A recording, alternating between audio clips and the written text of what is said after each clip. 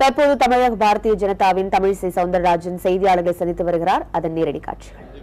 இது பைட் எடுத்துட்டு போயிடாதுங்க. முக்கியமானவங்க வராங்க. அப்துல் கலாமோட பேர மனு தாக்கல் வர்றாரு. தெரியும்.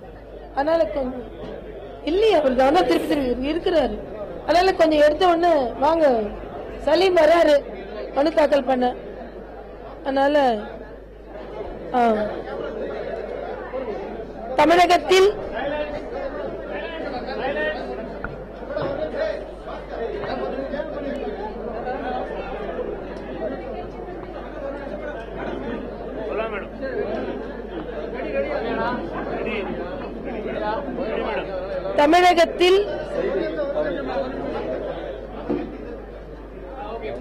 தமிழகத்தில் பாரதிய ஜனதா கட்சியின் சார்பில் போட்டியிடுவதற்கான விருப்ப மனு இன்றும் நாளையும் கமலாலயத்தில் பெறப்படுகிறது. ஒரு நேர்மையான அரசியலை தமிழகத்தில் நிலைநிறுத்துவதற்கான ஒரு மாபெரும் புரட்சியை தமிழக பாரதிய ஜனதா கட்சி செய்ய இருக்கிறது. வளர்ச்சியை முதலாக தமிழகம் காண இருக்கிறது. அதிக இளைஞர்கள், அதிக மகளிர், அதிகம் தகுதியானவர்கள், நாட்டிற்கு உழைப்பவர்கள், உழைக்க ஆவலாக இருப்பவர்கள், திறமைசாலிகள், நேர்மையாளர்கள், பல துறை வல்லுநர்கள் இப்பொழுது வேட்புமனுவை தாக்கல் செய்து கொண்டிருக்கிறார்கள். நாங்கள் நினைத்ததை விட அதிக ஆதரவுடன் வேட்புமனு தாக்கல் செய்து விருப்ப மனு தாக்கல் செய்து கொண்டிருக்கிறார்கள். தமிழகத்தில் ஏறக்குறைய பாரதிய ஜனதா கட்சி 50 லட்சம் உறுப்பினர்களை சேர்த்திருக்கிறது. ஆக தமிழகத்தில் ஒரு மாற்று சக்தியாக நாங்கள் மாபெரும் சக்தியாக உருவெடுத்து வருகிறோம். அதை இன்று காலையில் இருந்தே இருக்கும் ஒரு நல்ல வெற்றிகரமான சூழ்நிலை நமக்கு உணர்த்துகிறது.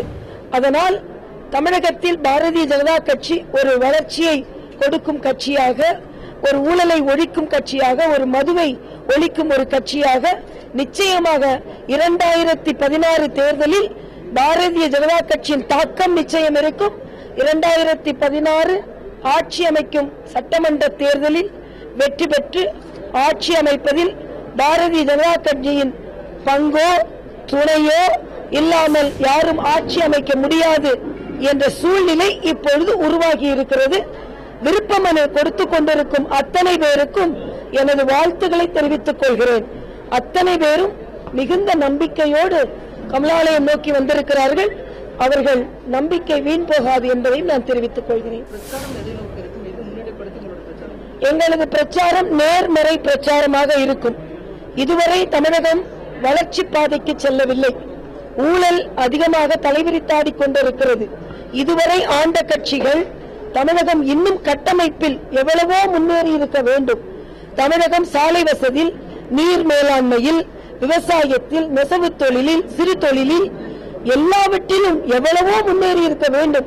நாம் எந்த அளவிற்கு முன்னேற வேண்டும் என்று நினைத்தோமோ அந்த அளவிற்கு தமிழகம் முன்னேறவில்லை. தமிழக மக்கள் இன்னும் அதிக வசதிகளை பெறுவதற்கு தகுதியானவர்கள்.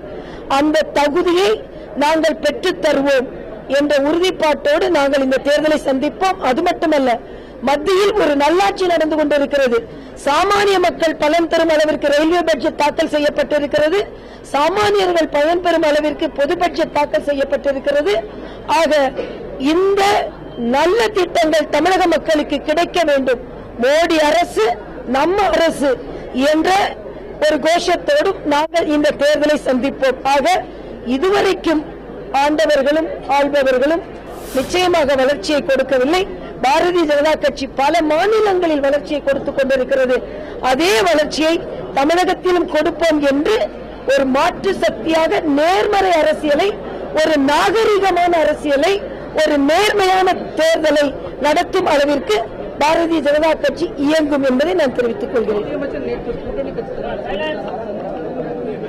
நேற்று மத்திய அமைச்சர் வந்தது அவரது துறை சார்ந்த நிகழ்ச்சிக்குத்தான். துறை சார்ந்த நிகழ்ச்சிக்கு வந்ததால் தான் நான் கூட இந்த ஊரில் இல்லை. நான் திருப்பதி சென்று விட்டேன். அதனால் ஊடகங்களிலும் யூகங்களிலும் எந்தவித உண்மையும் இல்லை.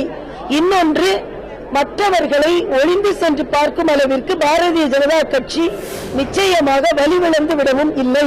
நாங்கள் நேர்மறையாக தேர்தல் பேச்சுவார்த்தை நடத்தி கொண்டிருக்கிறோம் என்று நாங்கள் ஏற்கனவே சொல்லி வருகிறோம். சில சந்திப்புகள் சில விளம்பரம் இல்லாமல் நடக்க வேண்டும் என்று விருப்பப்பட்டிருக்கலாம். ஆக எல்லாவற்றையுமே எதிர்மறையாக எடுத்துக்கொள்வது சரியல்ல. அவர் ஏதோ வந்தார், சந்திக்க முடியாமல் திரும்பி சென்றார் என்ற வார்த்தைகளை நான் முற்றிலுமாக மறுக்கிறேன். நிச்சயமாக மத்திய அரசு நல்லாட்சியை கொடுத்துக் கொண்டிருக்கிறது. நேர்மறையாக நாங்கள் தேர்தலை சந்திப்பது மட்டுமல்லாமல் கூட்டணி பேச்சுவார்த்தையையும் நேர்மறையாக துணிச்சலாகத்தான் நாங்கள் சந்திப்போம்.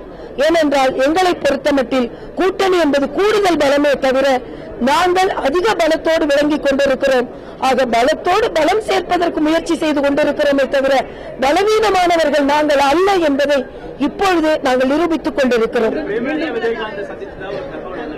அதாவது நிச்சயமாக அவர் துறை சார்ந்த நிகழ்ச்சிக்குத்தான் வந்தார். யூகங்கள் பல இருக்கலாம். அதனால் அதிகாரப்பூர்வ சந்திப்பு எதுவும் நடைபெறவில்லை.